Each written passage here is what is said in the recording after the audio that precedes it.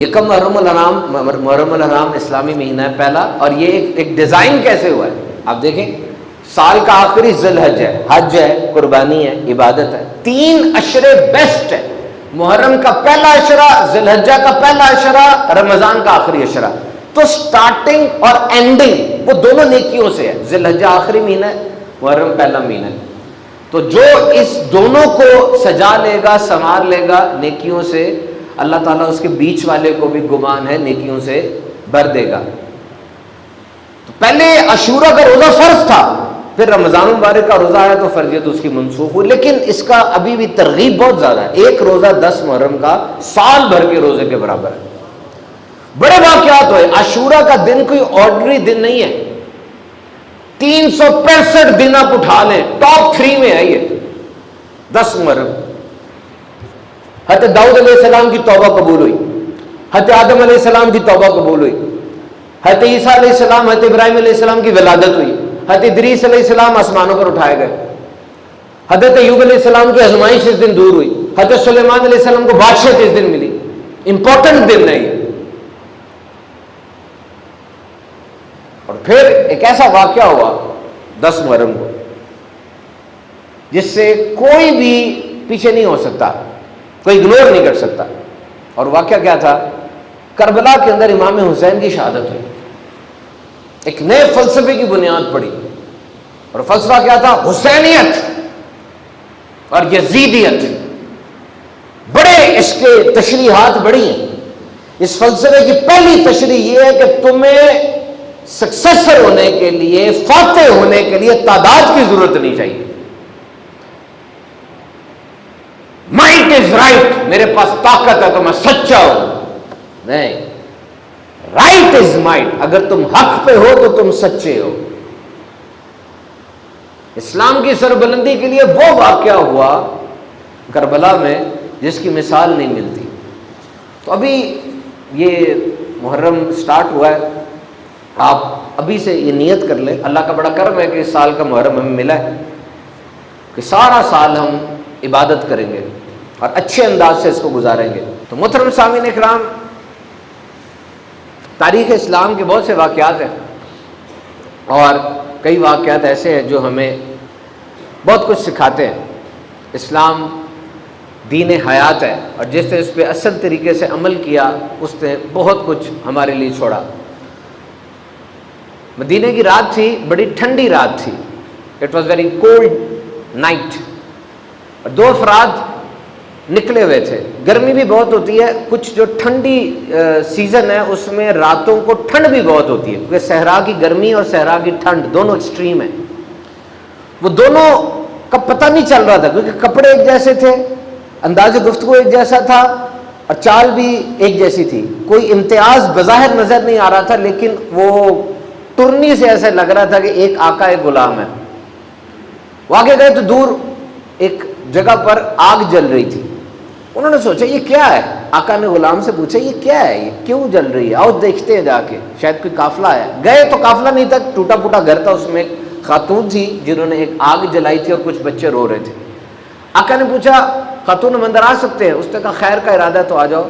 کہا کیا ہوا؟ یہ آپ بچے رو رہے ہیں، آگ جل رہی ہے، کھانا پکا رہی ہیں؟ کہا نہیں کھانا نہیں ہے، پانی ہے.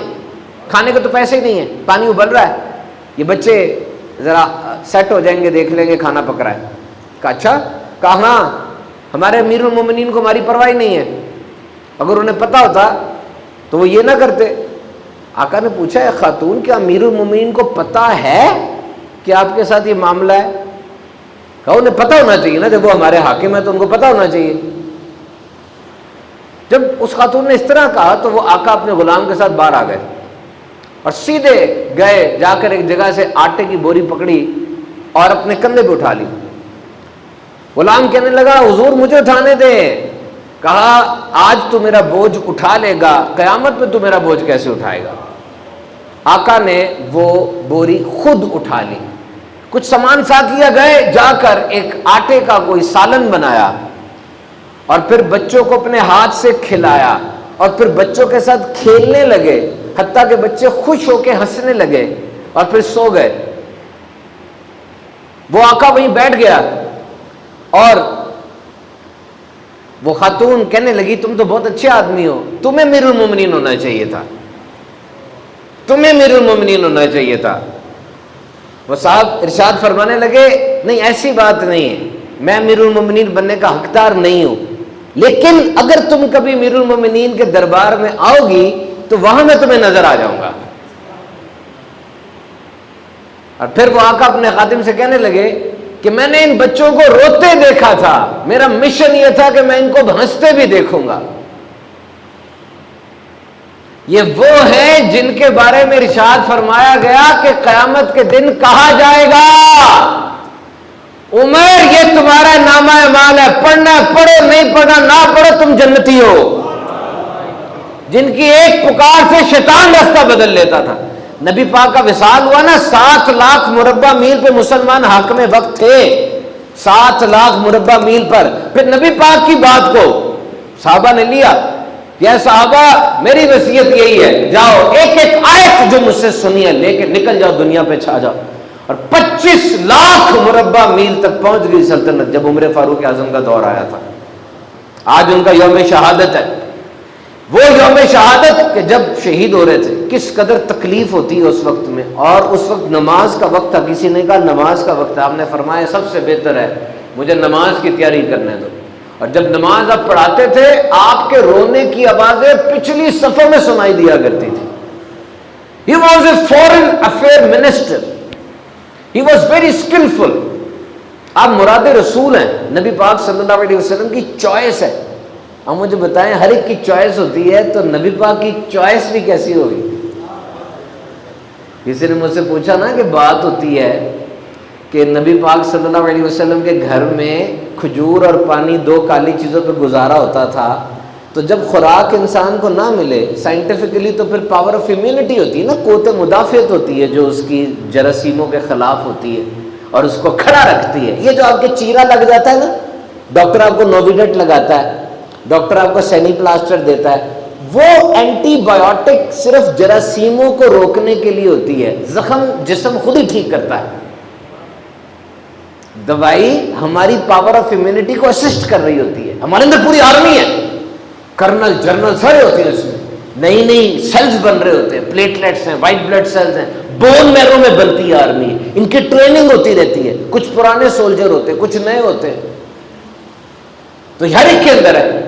اس کو مضبوط کرنا چاہیے، سونے سے مضبوط ہوتی ہے، یہ پھل سبزیاں کھانے سے مضبوط ہوتی ہے، یہ اچھے دوستوں کے ساتھ بیٹھنے سے مضبوط ہوتی ہے۔ یہ تو مجھے وہ کہہ رہا تھا کہ اس طرح کئی کے دن تک تو کھانا پانی نہیں ہوتا تھا۔ میں نے کہا دیکھو نبی پاک وہ بشری حالت میں تشریف لائے، تقاضے بشری تھے، آپ کھانا بھی کھاتے تھے، سوتے بھی تھے، تو نبی پاک کی پاور آف امیونٹی بھی ان کی پاور آف امیونٹی ہے، ان کی بھی تو ایک قوت مدافعت ہے نا، اور وہ کیسی کمال کی قوت مدافعت ہوگی۔ تو نبی پاک صلی اللہ تعالی وسلم کے صحابی عمر فاروق اعظم رضی اللہ تعالیٰ عنہ، آپ فارن افیئر منسٹر تھے، آپ کلام فرمایا کرتے تھے، سفارتکاری کرتے تھے۔ جب کسی جگہ پر جاتے، بلازری اپنی تفسیر میں لکھتا ہے کہ پورے عرب میں کوئی 60-70 لوگ ہوں گے میکسیمم، یا 10-15 لوگ ہوں گے جو پڑھنا لکھنا صحیح طرح جانتے تھے۔ He is one of them. شاعری میں کمال، شہ سواری میں کمال، نیزہ بازی، تلوار اور تیر اندازی، اور گفتگو بڑی زبردست کرتے تھے، شاعری بڑی اچھی تھی آپ کی۔ نبی پاک صلی اللہ علیہ وسلم نے یہ فرمایا تھا کہ دین اسلام کو اللہ سربلندی دے، ابو جہل اور عمر میں سے جو تیرا پسندیدہ اس کے ذریعے سربلندی دے۔ تو اللہ تعالیٰ نے حضرت عمر فاروق اعظم رضی اللہ تعالیٰ عنہ کو اسلام کا پیغمبر بنا کر بھیجا۔ آپ کا قد بڑا اونچا تھا، آپ جب خیمے میں جاتے ہیں نا سر اوپر لگا کرتا، چھاتی بڑی چوڑی تھی، اچھی بلڈ اپ باڈی تھی آپ کی، اور آپ کی زندگی میں جو اہم ترین واقعات ہے اس میں بیت المقدس کی فتح ہے۔ اور مزے کی بات یہ، بیت المقدس فتح ہوا بغیر جنگ لڑے، جنگ ہو رہی تھی، ان کا بڑا اوپر آ کر کہتا ہے جنگ لڑتے رہو، ہم نے نہیں دینی، یہ ایک ہی شخص فتح کر سکتا ہے بس، کہا اس کا نام تو بتاؤ، غور سے دیکھا، کہا تم نہیں ہو وہ، کہا نام تو بتاؤ، کہا وہ محمد صلی اللہ علیہ وسلم کا صحابی ہے، نام اس کا عمر بن خطاب ہے اور لقب اس کا فاروق ہے۔ یہ فاروق لقب آپ کو نبی پاک نے دیا تھا، اور یہ فرمایا گیا کہ آپ فاروق کے نام سے زیادہ مشہور ہے آسمانوں میں، حق و باطل میں فرق کرنے والا فاروق۔ جب اس نے یہ سنا ابو عبیدہ نے تو آپ فرماتے بس ہمارا ہو گیا بیت المقدس، خط لکھ دیا، حضور تشریف لے آئے۔ جب آپ آئے دیکھا بغیر کسی فائٹ کے بیت المقدس فتح ہو گیا۔ تو آپ کی بڑے بڑے اقوال ہیں اور بہت بڑی بڑی سیرت ہے۔ یکم محرم الحرام ہے آج، آپ ضرور سیرت فاروق اعظم کو پڑھیے، اپنے بچوں کو پڑھائیے۔ آپ کا بڑا پیارا قول ہے، اولاد بالغ ہو جائے تو جلد نکاح کر دو، ان کے گناہوں کا بوجھ اپنے سر پہ نہ اٹھاؤ۔ اور آپ فرمایا کرتے تھے میں حیران ہوتا ہوں اس بندے پہ جو امیری کی تبنگری کی خواہش کرتا اور نکاح نہیں کرتا۔ کتنا اینٹی بات لگ رہی نا یہ، ہم تب کرتے ہیں شادی جب امیر ہو جائیں، وہ کہہ رہے ہیں شادی کرو تو امیر ہو گئے۔ فارمولے نا ہمارے غلط ہو گئے ہیں، یہ فارمولے ٹھیک ہیں کیونکہ انہوں نے جو کچھ لگائے تھے کہاں پہنچ گئے تھے یہ۔